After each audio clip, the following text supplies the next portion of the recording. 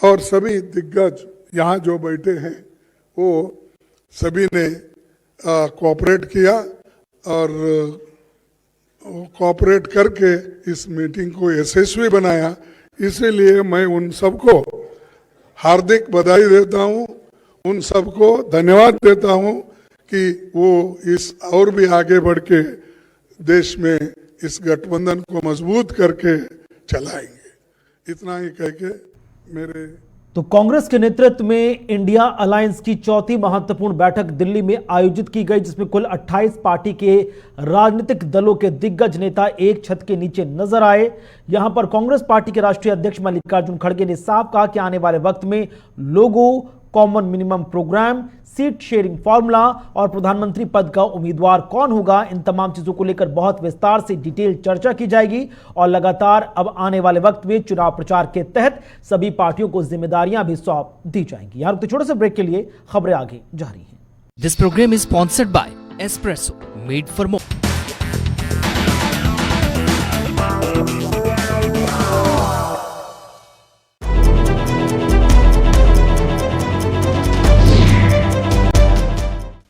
नमस्कार, disclosure with Vinod में आपका स्वागत है। और आज ठाकुर अभिजीत जसरोटिया जो प्रवक्ता है भारतीय जनता पार्टी के, वो डिस्क्लोज करेंगे। लेकिन मुद्दे 4 हैं।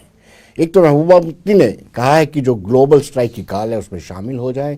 दूसरा मुद्दा ये है कि आज एक मरतबा फिर काफ़ी सारे जो सांसद हैं उनको निलंबित किया गया है, फिर रोहिंग्यास पर स्ट्राइक किया गया है और साथ ही साथ और भी कई मुद्दे जिन पर चर्चा करेंगे। लेकिन शुरुआत करेंगे हम फिलिस्तीन के पक्ष में। पीपल्स डेमोक्रेटिक पार्टी क्यों है, क्या लगता है अभिजीत जी? देखिए विनोद जी, बड़े दुख की बात है कि एक नेता, पॉलिटिकल पार्टी की नेता और एक ऐसी जिसने यहाँ पर चीफ मिनिस्टर भी रही है, जब इस तरह के दुर्भाग्यपूर्ण बयान देती हैं और केवल अपनी राजनीति की डूबती हुई नैया को बचाने के लिए और इस हद तक उतर जाती हैं वो कि उनको ये नजर नहीं आता कि मैं क्या बात कर रही हूं, क्या नहीं कर रही हूं। इसी भारत देश के संविधान की कसम खाकर हमारे जम्मू कश्मीर की पहली महिला मुख्यमंत्री वो बनी थी। ये किस तरह से भूल जाती हैं वो। और एक इतना दुर्भाग्यपूर्ण जब ये बयान होते हैं तो अपने आप में देखिए विनोद जी कि इसका असर क्या पड़ता है। ये तो इनडायरेक्टली मुझे लगता है 121 और 124 ए के जो प्रावधान है वो इनके अगेंस्ट लगने चाहिए, वो सेक्शंस लगनी चाहिए इनके against. That is waging A war against the country. दूसरों को भड़काने का, उकसाने का इनके ऊपर ये चार्ज लगना चाहिए इसके अंदर। और मुझे लगता है कि ये बड़ा जरूरी है लगाना ये सब चीज़ों का।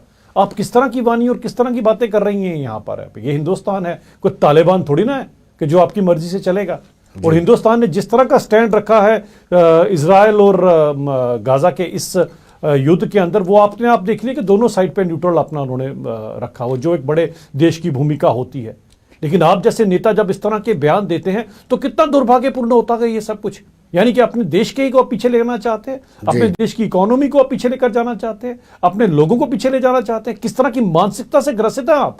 कितना दुख की बात है जो ये आप बातें कर रही हैं। और अगर आपको सो कॉल्ड मुस्लिम्स का इतना ही अगर आपको लगता है दुख है और आप उनकी खैरख्वाह बन गई हैं, तो मैडम उइगर मुस्लिम भी मुस्लिम ही हैं।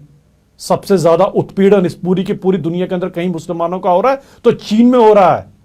उइगर मुस्लिम क्या कर रहे हैं उनके साथ, आप चीन क्या कर रहा है उनके साथ, जिन्हें रोजा रखने की इजाजत नहीं है, आधे दिन का रोजा, मस्जिद को मस्जिद की शेप नहीं दे सकते, नमाज नहीं पढ़ सकते हैं।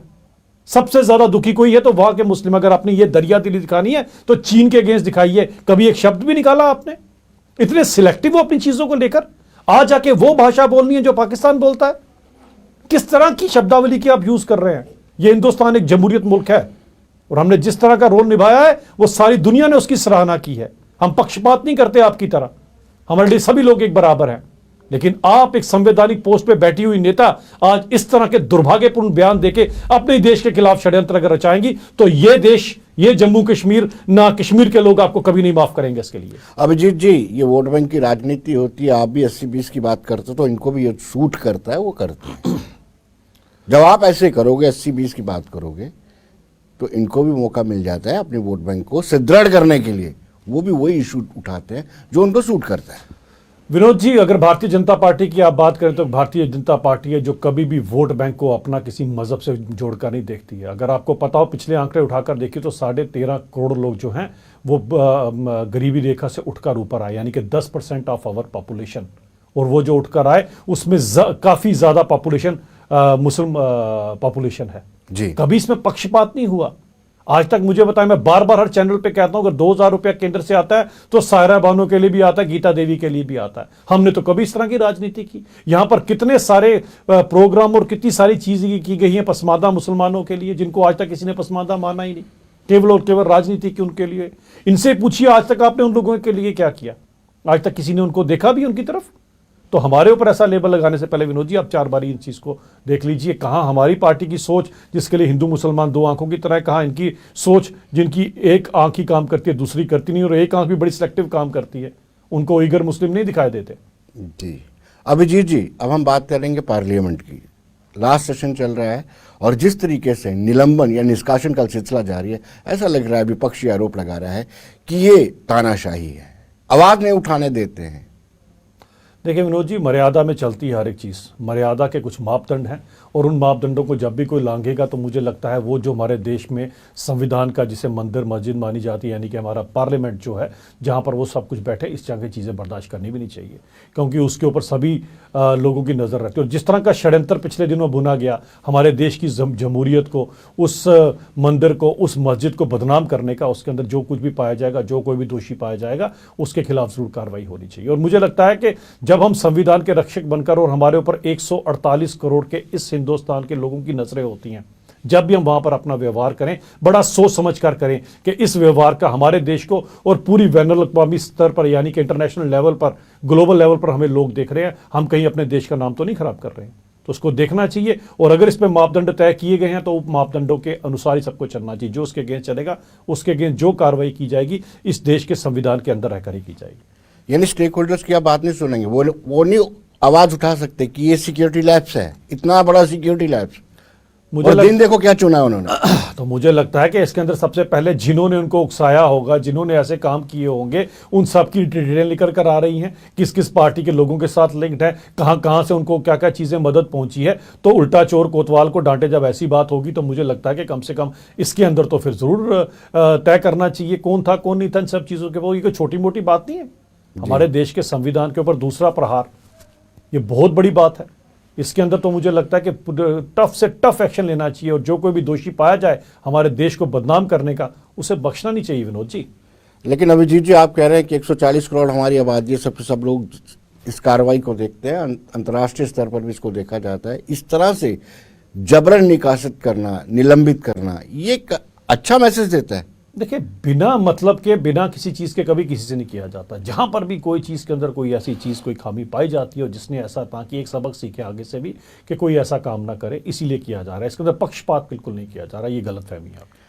आपने राहुल गांधी की भी सदस्यता रद्द की थी, वो कोर्ट के माध्यम से वापस आके अपना आवास भी ले गए, अब ये भी सारे कोर्ट में जाएं। देखिए, मुझे लगता है कि राहुल गांधी जी को पूरा मौका दिया गया, वो गए उस चीज़ के ऊपर। जब वहाँ से उन्होंने अपने आप को अगर बरी करवा लिया तो ठीक है, इस देश का संविधान उसके ऊपर, हमारे यहाँ पर कोर्ट भी बैठी है, तो सब कुछ ठीक है जी। उसके अकॉर्डिंग ही सब कुछ हो रहा है, अपनी मर्जी से कुछ नहीं किया जाता विनोद जी। ये कहीं ना कहीं कुछ लोगों को लगता होगा कि इसके साथ पक्षपात कर दिया गया, इसके साथ गलत हो रहा है।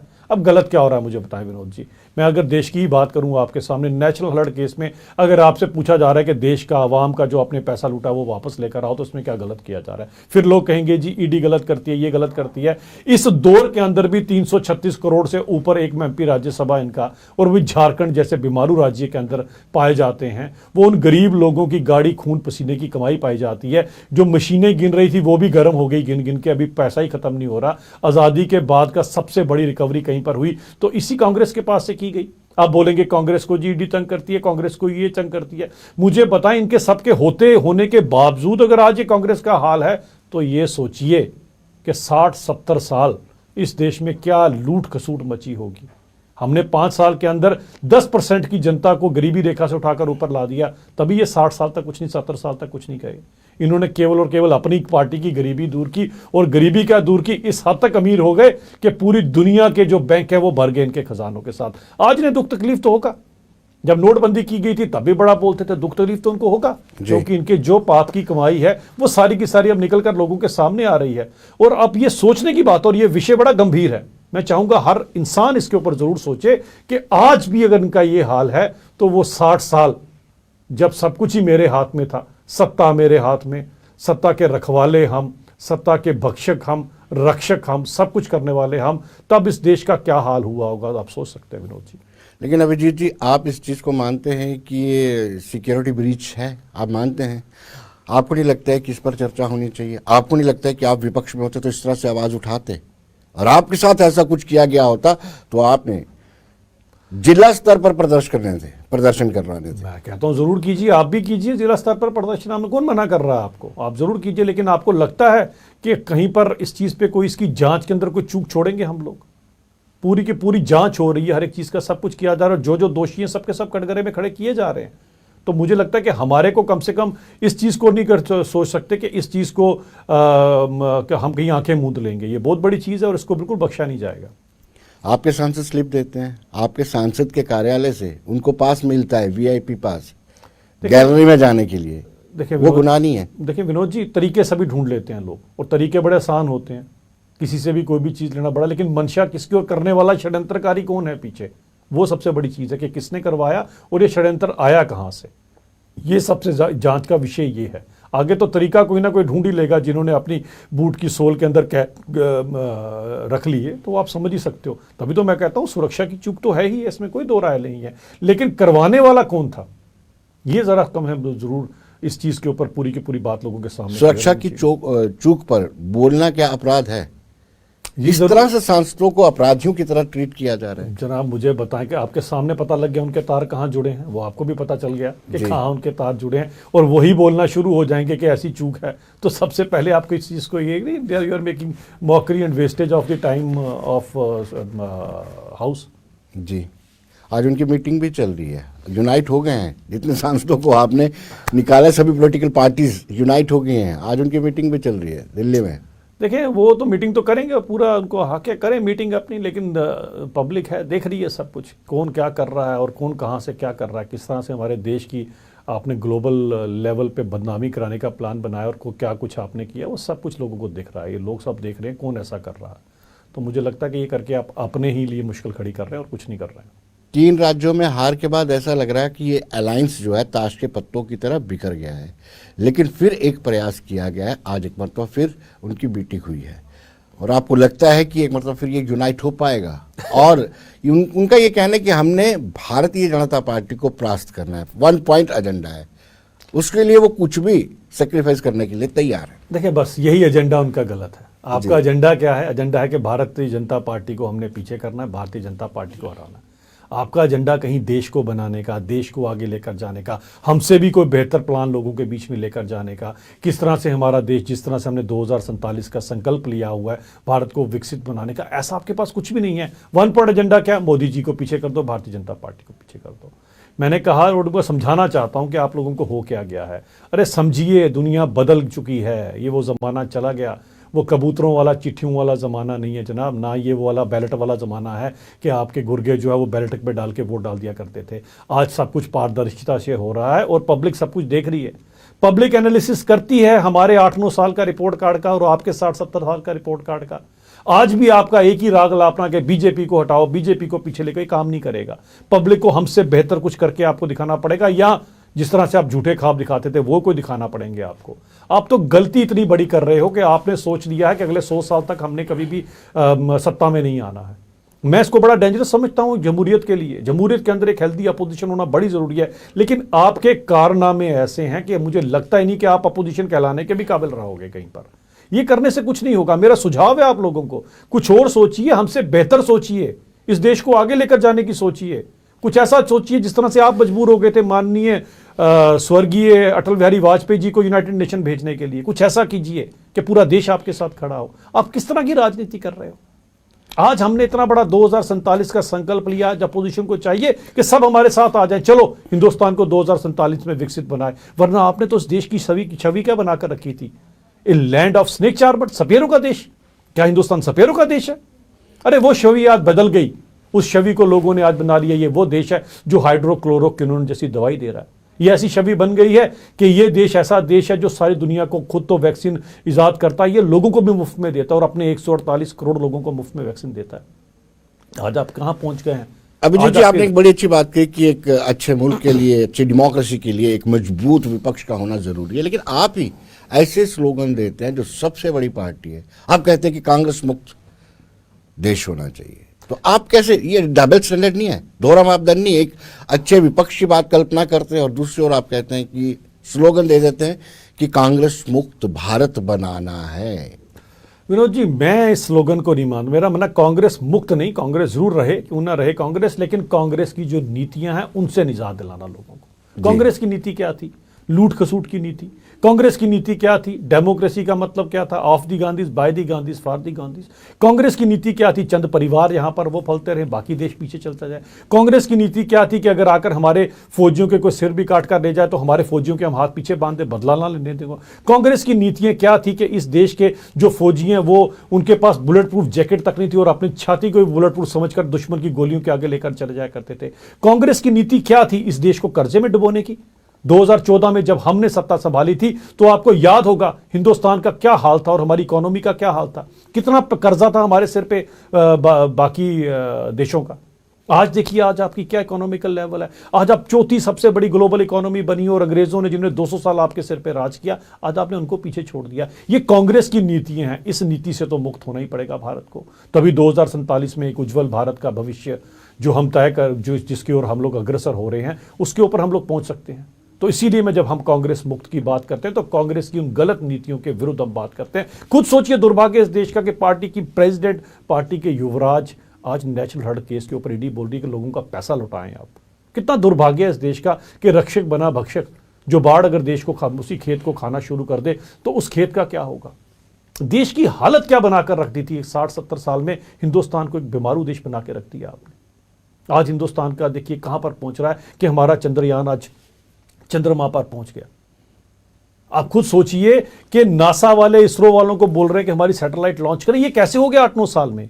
जी, कांग्रेस की नीतियां होती तो ये कभी ना हो पाता। विनोद जी, अभिजीत जी, आप देखिए, स्वर्गीय इंदिरा गांधी ने और स्वर्गीय राजीव गांधी ने अपनी शहादत दी है और वो आप पर आरोप लगाते हैं कि राष्ट्रीय स्वयंसेवक संघ की विचारधारा वालों ने इवन जो स्वतंत्रता संग्राम में भी अपना योगदान, उल्टा वो कहते हैं कि वो इनके मुख पर थे, अंग्रेजों के मुख पर थे। इस तरह का आरोप कांग्रेसी लगाते हैं आप पर। विनोद जी, मैं कहता हूं सच्चाई छुप नहीं सकती बनावट के असूलों से, कि खुशबू आ नहीं सकती कभी कागज के फूलों से। इतिहास उठा के देख लीजिएगा, राष्ट्रीय सेवा संघ के आरएसएस का आज तक क्या योगदान रहा इस देश का और इनका क्या योगदान रहा। ये जो बात करते हैं, मैं आपको बताना चाहता हूँ आज़ादी से पहले की एक बात, शायद कम लोगों को पता होगा कि एक जगह पर नेहरू जी ने तिरंगा चढ़ाना था और जब वो तिरंगा चढ़ाने लगे तो एक बहुत ऊंचा सा एक पोल था जिसके ऊपर तिरंगा चढ़ाना था। वो जब चढ़ाने लगे तो रास्ते में, आधे रास्ते में वो तिरंगा अटक गया।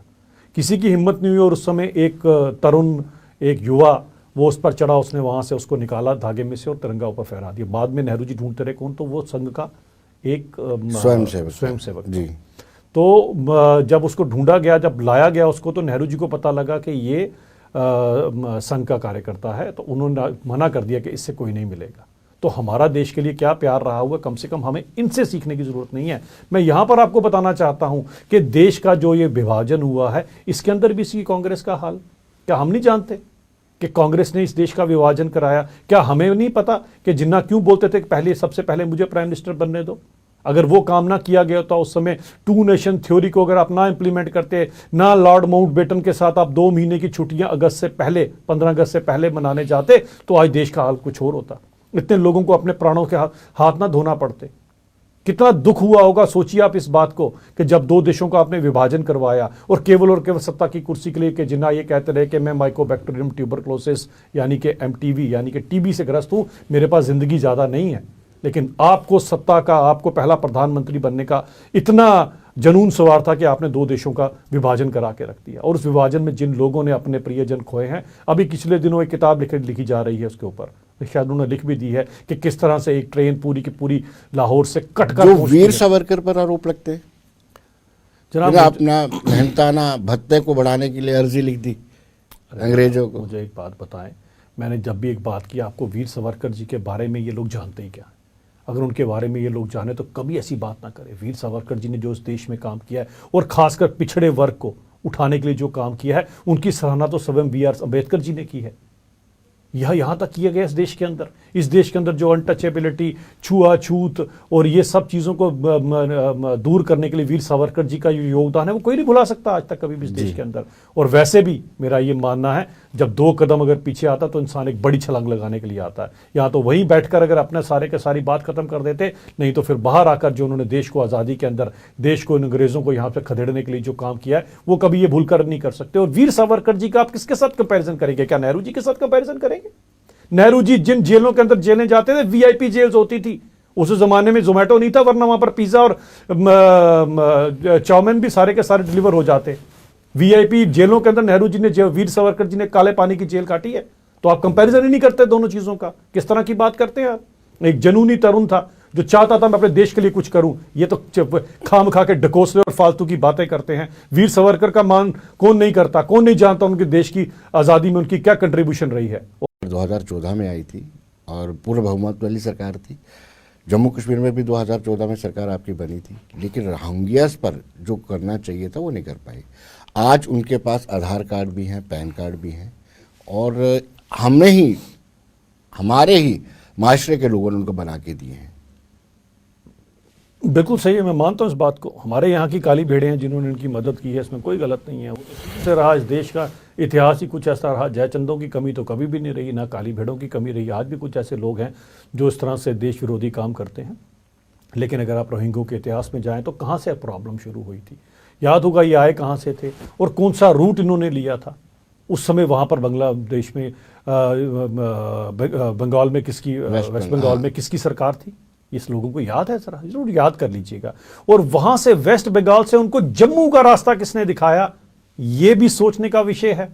कहां वेस्ट बंगाल, कहां जम्मू, पूरे हिंदुस्तान में यहीं आकर क्यों गए?